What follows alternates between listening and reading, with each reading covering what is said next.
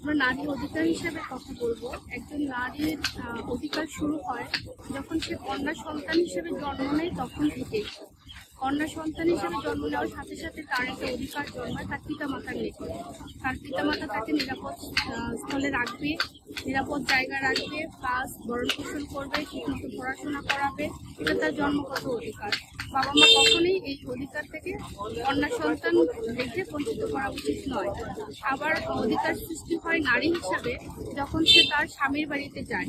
স্বামী তাকে অবশ্যই ভরণ পোষণ করতে হবে এবং একটা নিরাপদ অবস্থানে রাখতে হবে। অনেক হাজবেন্ড রেখে যাচ্ছে, করে স্ত্রীকে রেখে প্রবাসে চলে যাচ্ছে।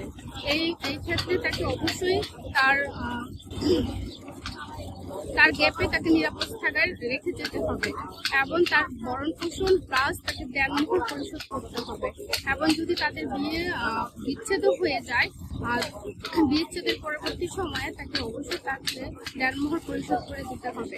এবং তার অধিকার মা হিসাবেও পিতামাতা হিসাবে সন্তানের নিকট অধিকার প্রাপ্তি হয়। সেই অধিকারটাও তাকে ঠিকমতো ভরণ পোষণ করতে হবে এবং তাকে সেবা যত্ন করতে হবে।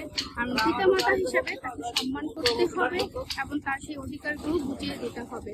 আর যদি এই অধিকার থেকে সে কখনো বঞ্চিত হয়, তাহলে এই সমাজ বা রাষ্ট্র অধিকারগুলো পেয়ে দিবে। এই জন্য ভোটের দ্বারস্থ হতে হবে, আইনের আশ্রয় নিতে হবে এবং সমাজে যারা নির্বাচিত প্রতিনিধি আছে তাদের দ্বারা এই সহযোগিতা করতে হবে এবং ব্লাস্ট, তারপর লিগেলি এই সংস্থাগুলোর মাধ্যমে এবং বিজ্ঞ আইনজীবীর মাধ্যমে সেই অধিকারগুলোকে আদায় করে নিতে পারবে। এই ধরনের ক্যাম্পের মাধ্যমে অবশ্যই নারীরা সচেতন হতে পারে এবং অধিকার সম্বন্ধে জানতে পারে এবং কিভাবে আদায় হবে এ ব্যাপারেও জানতে পারে। তাহলে এই ক্যাম্পিংগুলো সার্থক সাকসেস হবে।